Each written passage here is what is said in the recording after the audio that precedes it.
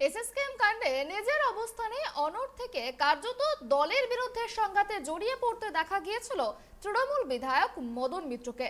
সুর চড়িয়ে একের পর এক বিস্ফোরণ ঘটান তিনি। তৈরি হয় নজিরবিহীন সংঘাতের পরিস্থিতি। কখনো সরাসরি, কখনো ঘুরিয়ে কার্যত চ্যালেঞ্জ ছোড়েন খোদ মমতা বন্দ্যোপাধ্যায়কে। বিদ্রোহের সুরে তৃণমূল এবং দলীয় বিধায়কের পদ ছাড়ার হুঁশিয়ারি পর্যন্ত দেন মদন মিত্র। এবার মদন মিত্র প্রসঙ্গে মুখ খুললেন বিজেপির রাজ্য সভাপতি সুকান্ত মজুমদার। কি জানিয়েছেন দেখুন। তৃণমূলে এখন পুরনো তারাও অভিযান চলছে। যে সমস্ত তৃণমূল নেতারা নিজের হাতে তৃণমূল কংগ্রেস নামক দলটা তৈরি করেছিল, তাদের এক এক করে সবার নাম্বার আসবে, চিন্তার কিছু নেই।